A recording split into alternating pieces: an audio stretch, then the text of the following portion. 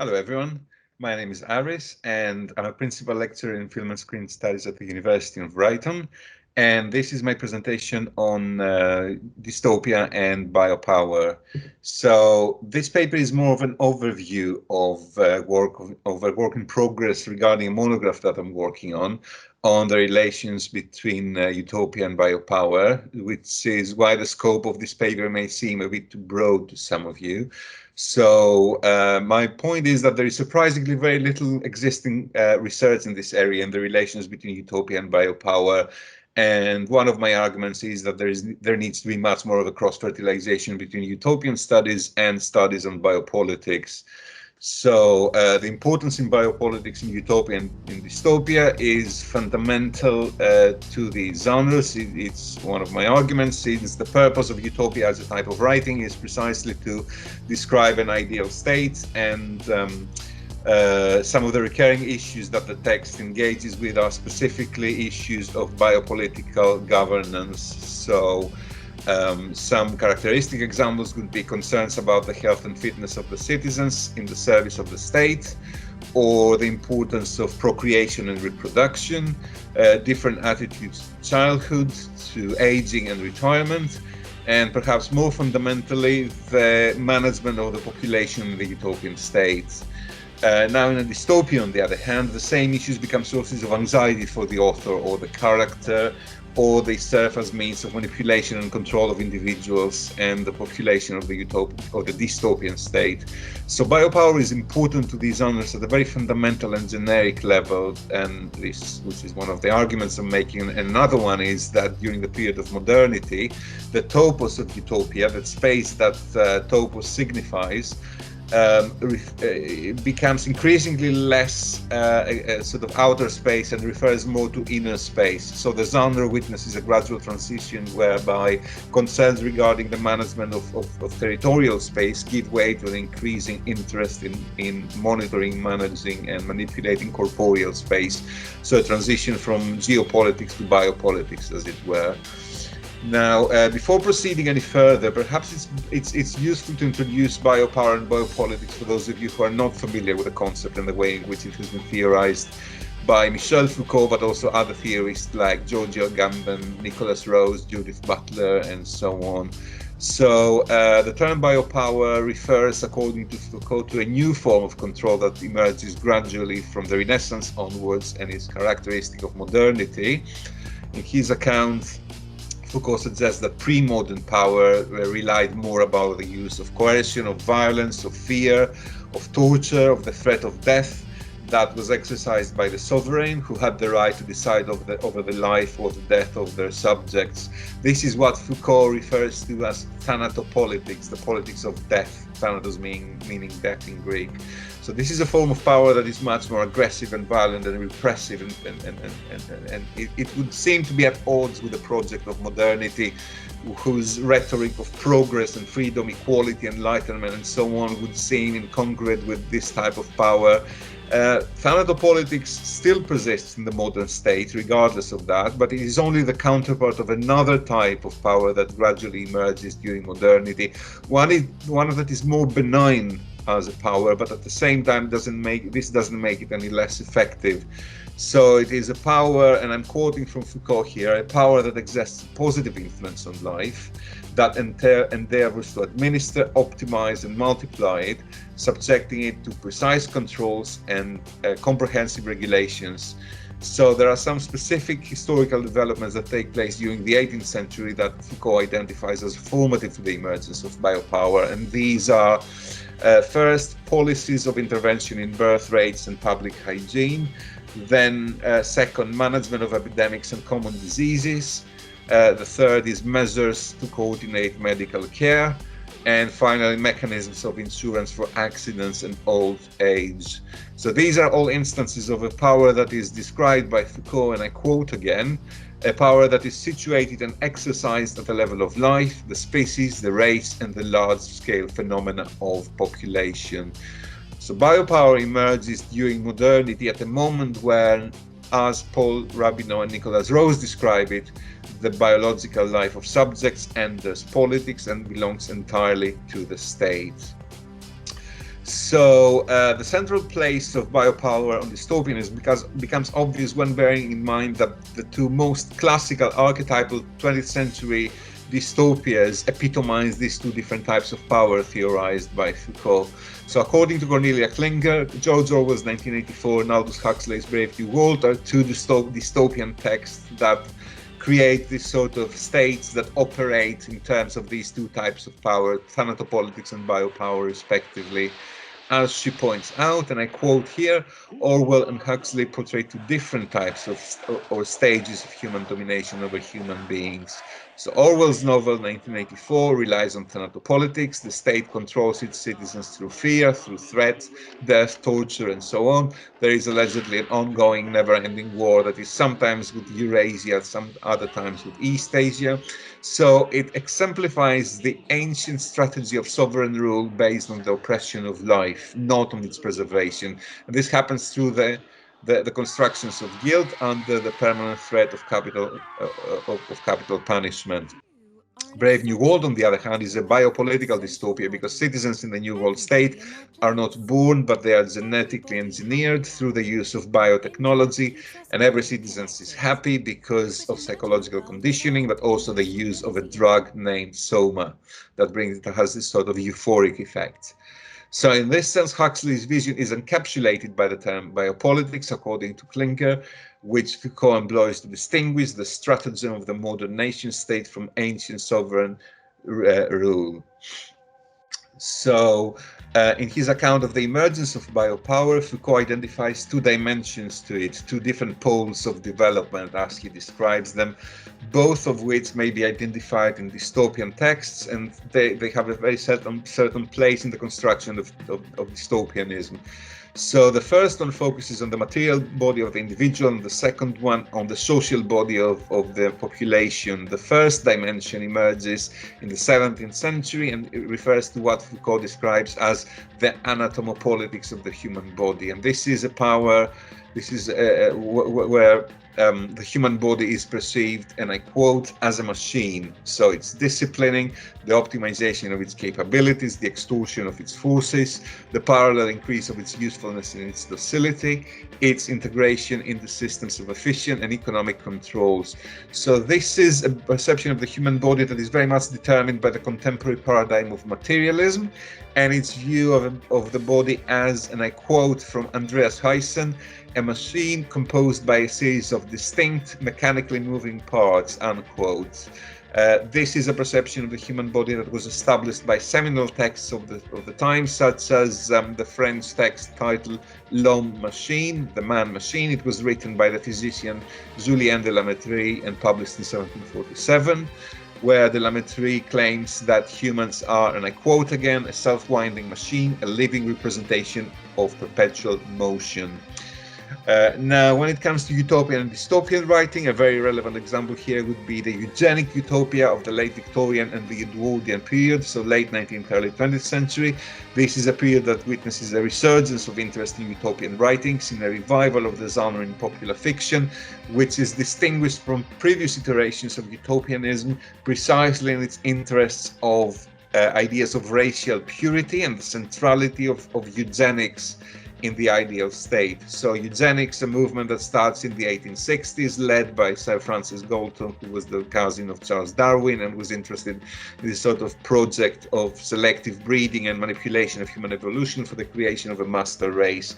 So it's a project that is utopian at its very core, as it is a project aiming at the improvement and perfection of the human race. So it is hardly surprising that this movement rose in popularity during the same period that witnessed the rebirth of the utopian genre, signaled by the enormous popularity of Edward Bellamy's Looking Backward, published in 1888, where this sort of future society, the main character wakes up in a future Boston in the year 2000, and this is a sort of socialist utopia that has been achieved through a race purification, quoting from Bellamy, and this has been achieved, again quoting, as an effect of untrammeled sexual selection about the quality of 2 or 3 successive generations, unquote. So it is one of the distinguishing traits of this generation of utopian texts that precisely they focus on eugenics as a fundamental aspect of their ideal society. a development whereby the utopian drive is led by a shift of focus from territorial space to corporeal space, from geopolitics to biopolitics.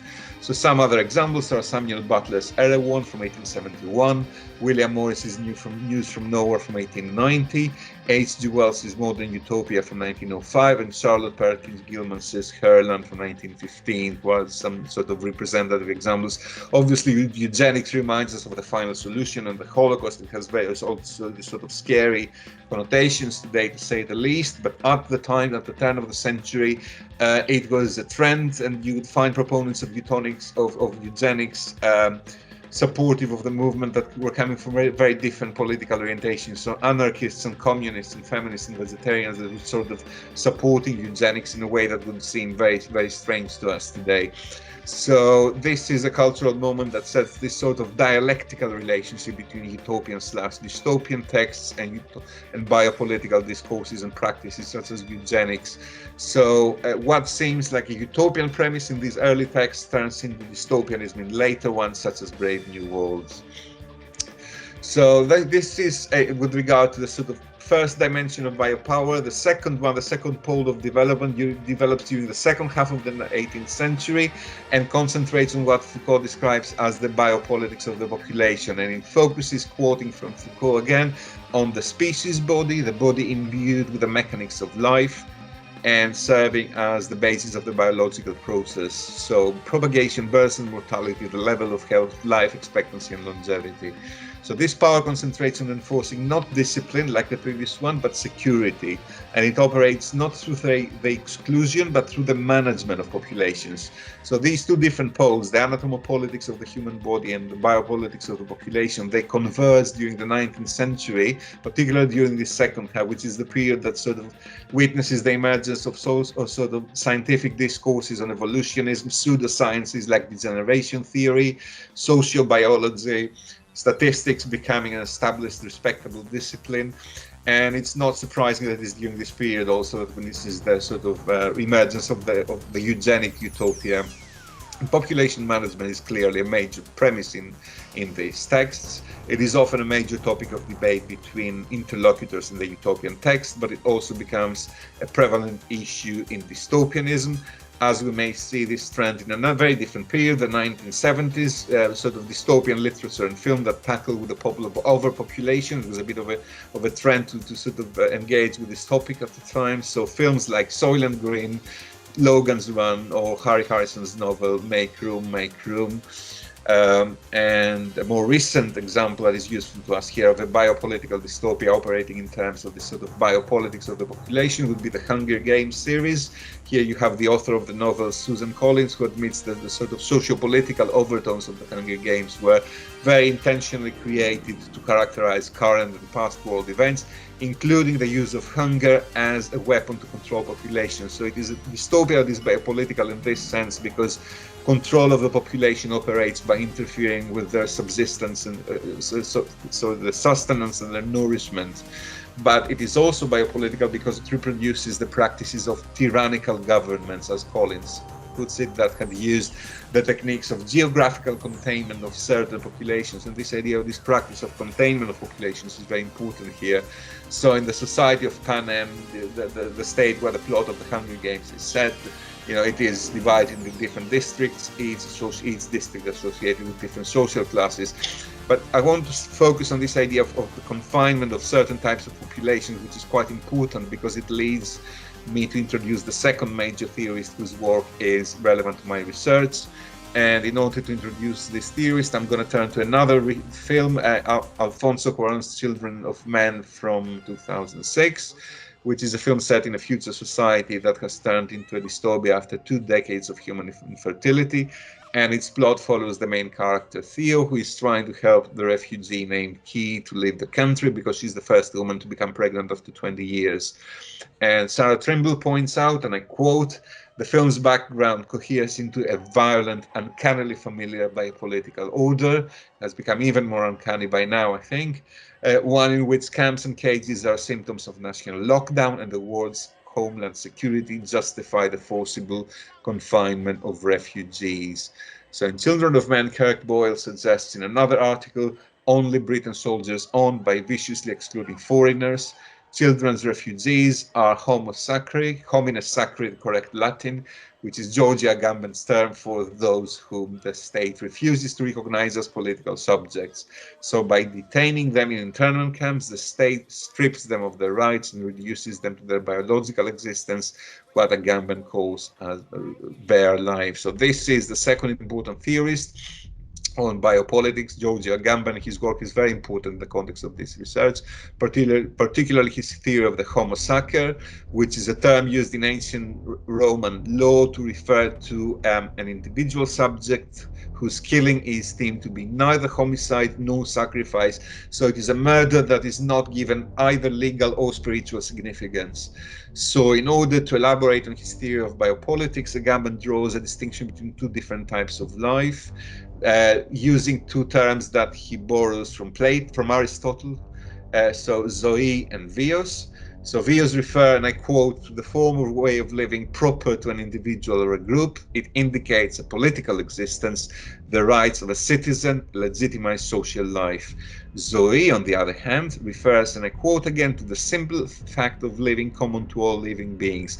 It is animal life in its pure materiality, the fact that one has pulse, a breath, heartbeat, pure biology. So this is what Agamben also refers to as bare life, which he distinguishes from qualified life, the life of vios. And a homo sacer is someone who is forcibly stripped of the vios, of their political and social existence, and they are reduced only to zoe, one that the state refuses to recognize as a political subject. So for this reason, they may be killed without committing either homicide or sacrifice. And Agamben's work is very useful in this research in a number of ways. First of all, very often dystopian fictions introduce characters or creatures that are actual embodiments of what Agamben refers to as bare life. So I have included here the clones of films like The Island, or novels and their cinematic adaptations like Never Let Me Go. These are clones that are created in order to be organ donors. So in that way, they are literal incarnation of bare life. So their very existence is defined not in terms of any social or political significance, but in terms of their biological body parts. And the image at the bottom right corner of the slide is from The Matrix, and that's from the moment when the main character, Neo, who is played by Keanu Reeves, realizes that the everyday life he experiences is nothing but a virtual reality called The Matrix, and this is created by artificial intelligence who have enslaved humans and used them as living batteries whose energy is used to maintain the Matrix. So this is another instance of an actual embodiment of bare life.